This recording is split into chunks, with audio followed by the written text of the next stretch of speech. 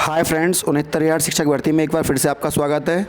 लो ST category की जो 1133 सीटें हैं उसको जोड़ने को लेकर एक दो दिन में आपको विज्ञप्ति देखने के लिए मिल जाएगी और ये सीटें फर्स्ट और सेकंड में नहीं, थर्ड काउंसलिंग में जुड़ेंगी। थर्ड काउंसलिंग से मतलब मेरा ये है कि अब तो फोर्थ काउंसलिंग होगी, क्योंकि थर्ड काउंसलिंग जो होगी ना वो होगी संशोधन वालों की। काउंसलिंग किसी भी तरह की हो, काउंसलिंग होती है। तो अब जो काउंसलिंग चल रही है 9, 10, 11 में, इसको हम थर्ड काउंसलिंग कहेंगे, क्योंकि जो अभ्यर्थी बच गए हैं। एक्चुअल में थर्ड काउंसलिंग वो है जो होनी चाहिए रिक्त पदों पर, जो रिक्त बच गए, लेकिन उन्होंने संशोधन वालों को मौका देके वो थर्ड काउंसलिंग बना दी। और लेकिन अब जो काउंसलिंग होगी वो होगी चौथी काउंसलिंग, लेकिन हमें उसको थर्ड काउंसलिंग ही बोलना चाहिए। कुल मिला के रिक्त पदों पर जो थर्ड काउंसलिंग होगी उसमें सीटें जुड़ेंगी। मतलब जब रिक्त पदों वालों की जब लिस्ट नीचे गिर के लगेगी, उस लिस्ट की बात कर रहा हूँ मैं। अब जो चल रही है ये संशोधन वालों का मैटर चल रहा है, और जो एब्सेंट हो गए थे लगभग 1,500 से 2,500 बच्चे, उनकी चल रही है। हालांकि वो एब्सेंट ही रहेंगे, क्योंकि उनकी नौकरी लग चुकी है, तो वो दोबारा आके ज्वाइन करने वाले नहीं हैं। अच्छा, अब ये क्योंकि अभ्यर्थी वहाँ धरना दे रहे थे तो आके वहाँ अधिकारियों ने वार्ता करी और उन्होंने बताया कि हम ये सीटें ऐसे ऐसे जोड़ेंगे। इस बात से ये बात तो साबित हो चली है कि 22,000 सीटों का जोड़ना तभी संभव हो सकेगा। 22,000 सीटें जोड़ने के लिए धरना नहीं तो फिर सीटें भी नहीं जुड़ने वाली हैं। क्यों? क्योंकि अपने आप ट्विटर पे, इंस्टाग्राम पे, यूट्यूब पे हम कितना ही यहाँ पर बोल रहे हैं, सरकार जब तक धरातल पर और जब तक मीडिया में वो चीज़ें नहीं जाती हैं ना, जब तक उस पर कोई कुछ नहीं होता। ठीक है, कुछ अभ्यर्थी केवल अपने घर से हमें फ़ोन करेंगे, सर आप केस लड़िए, सर आप इसे करिए। मैं ऐसे अभ्यर्थियों से कहना चाहूँगा कि आप किसी एक दिन इंस्टाग्राम पे, किसी ट्विटर पे, किसी पत्र के माध्यम से या किसी नेता को आप जानते हो उसके माध्यम से कोई विज्ञप्ति तो दीजिए। हर आदमी अपने आप में एक आंदोलन है, चाहे वो व्यक्ति मंगल पांडे हो, चाहे वो व्यक्ति भगत सिंह हो, और चाहे वो आप हो। ये बात यह कि इतिहास हमेशा किसी न किसी की कलम से ही लिखा जाता है। 60-65 पर कुछ अभ्यर्थी वहाँ चले गए तो जीत कर आए तो भर्ती पूरी हुई, और अगर कोई नहीं जाता तो भर्ती फिर उसी हिसाब से होती। तो कुल मिलाकर बात यह है कि बिना लड़ाई लड़े अपने अधिकार कभी नहीं मिलते। इलेक्शन का टाइम है, सरकार हर मांग मांगने को तैयार है, लेकिन कोई उसके लिए आवाज़ तो उठाए। ठीक है ना, क्योंकि आगे आने वाले समय में चुनाव होंगे, और जब चुनाव होने वाले हैं तो सरकार किसी को नाराज़ क्यों करेगी। ये बहुत ही अच्छा मौका है, अगर आपके बात समझ में आ जाए तो ज़्यादा अच्छा है। और ये जो अभ्यर्थी हैं एससी कैटेगरी की जो सीटें 1133, इसके लिए ना जाने मैंने कितनी कम से कम भी 80 वीडियो बना दी होंगी कि ये सीटें जोड़नी चाहिए। अभ्यर्थी थोड़े जागरूक हुए, धरना दिया, और मैं यूट्यूब भाइयों का भी शुक्रिया अदा करना चाहूँगा जिन्होंने इस मुहिम का हिस्सा बने। मैं और यूट्यूब भाइयों से ये भी कहना चाहूँगा कि आप 22,000 सीटें जुड़वाने के लिए भी मुहिम करिए, तेज चलाइए, ताकि यूट्यूब के माध्यम से जो अभ्यर्थी अपने घरों में पड़े हैं इन्हें थोड़ी सी चेतना आ सके और थोड़ा सा बाहर निकल के ये सरकार को बता सकें कि हमें क्या चाहिए। क्योंकि सरकार आपके ऑडियो और विजुअल को सरकार जाकर नहीं देखती कि आप व्हाट्सएप पर या आप फेसबुक पे या इंस्टाग्राम पे से आप क्या मैसेज कर रहे हो, या तो वो ट्रेंडिंग हो ट्विटर पे, या तो वो ट्विटर पे, इंस्टाग्राम पे कहीं भी ट्रेंड हो, कम से कम भी 2 घंटे के लिए, 5 घंटे के लिए मुद्दा ट्रेंड में आए तो मीडिया के, अगर कोई मुद्दा मीडिया की नज़र में नहीं आता तो वो सरकार की नज़र में नहीं आता। और अभी तक ये मुद्दा 22,000 सीटों का, जो कि सैद्धांतिक तौर पर सही है, क्योंकि भोला प्रसाद शुक्ला वाले केस में 1,37,000 पद भरे जाने थे 6 महीने में। खुद मुख्यमंत्री जी ने आपसे 8 महीने पहले कहा था कि सारे रिक्त पदों को 6 महीने में भरा जाए, तो क्या वो भर गए? 4 महीने बीत गए, अभी 2 महीने और बचे हैं। नई भर्ती निकलने की तो बात छोड़ो, जो टीजीटी पीजीटी की भर्ती निकली थी वो उसके फॉर्म दोबारा से भी नहीं खुल पाए। तो धरातल पर जो काम होता है ना उसकी बात किया करो।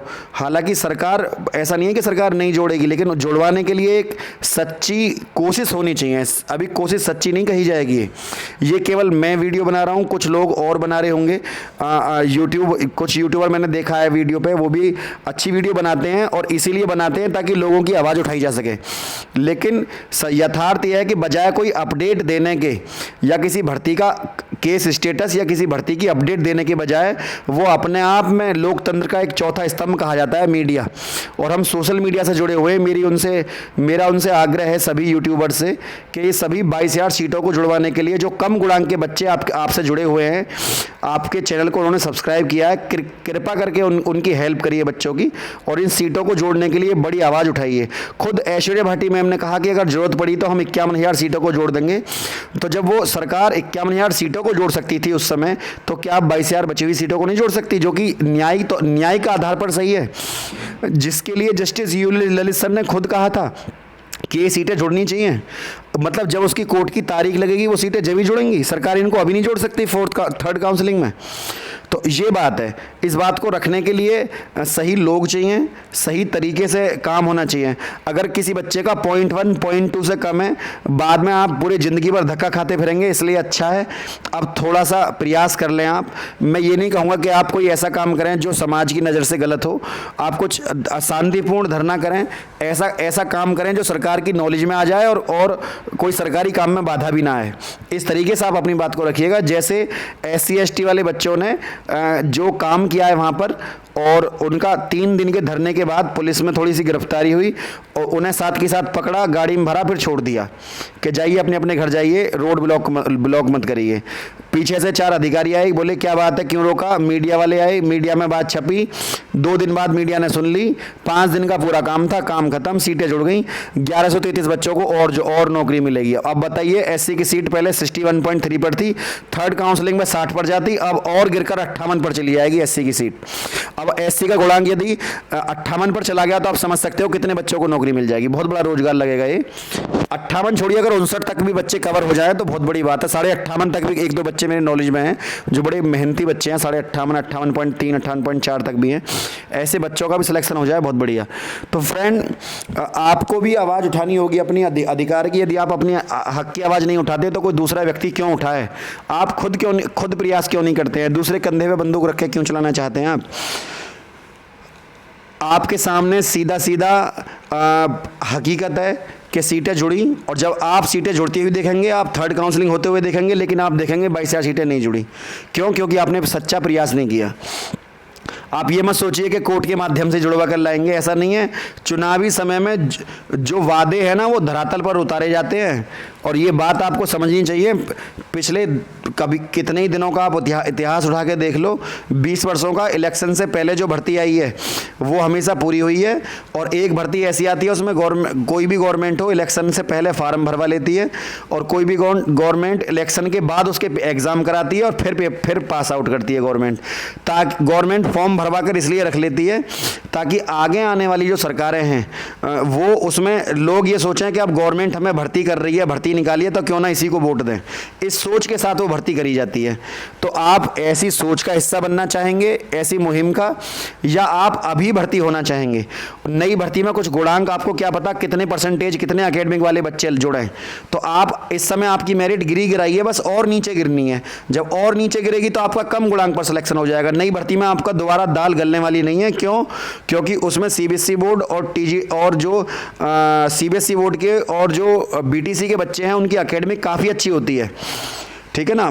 तो जो अभ्यर्थी B.Ed वाले हैं और कम गुणांक वाले हैं और पुराने पढ़े लिखे हैं, उनकी एकेडमिक इतनी अच्छी नहीं होती। और गवर्नमेंट जब तक एकेडमिक, या तो गवर्नमेंट ये कह दे हम नई भर्ती में एकेडमिक नहीं जोड़ेंगे, केवल या तो हम टेट और सुपर टेट के अंकों को जोड़कर भर्ती करेंगे। गवर्नमेंट ने अभी कुछ ऐसा कहा नहीं है, और जब नहीं कहा तो इसका मतलब ये है कि भर्ती में एकेडमिक जुड़ेगी, है ना। तो इन सब चीज़ों पर सरकार की जो मंशा है वो एकेडमिक नहीं जुड़नी चाहिए, सच्चाई तो ये है।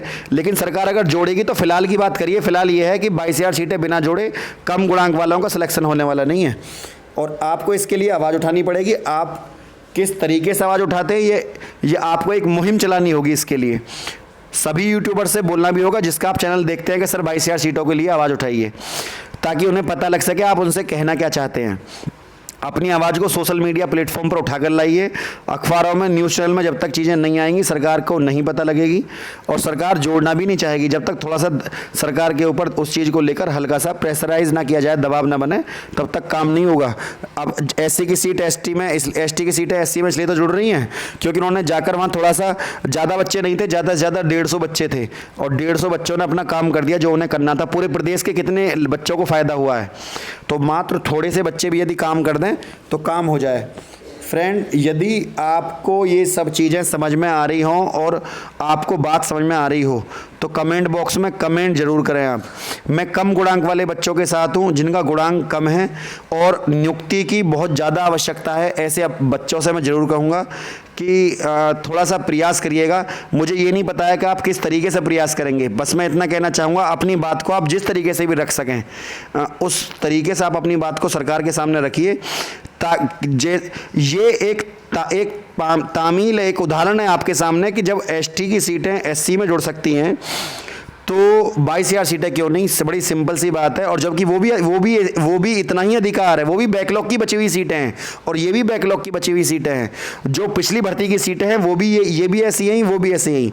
ये भी एसटी की सीटें एससी में जुड़ना ऐसा ही है जैसा कि 22,000 सीटों का जुड़ना इस भर्ती में है, क्योंकि दोनों भर्ती एक ही थी। 1,37,000 पद थे टोटल, तो दोनों सेम बात है। जिसके बात समझ में आई हो तो फ्रेंड वीडियो को लाइक शेयर और चैनल को सब्सक्राइब करना ना भूलें। आज के लिए इतना ही। जय हिंद, जय भारत।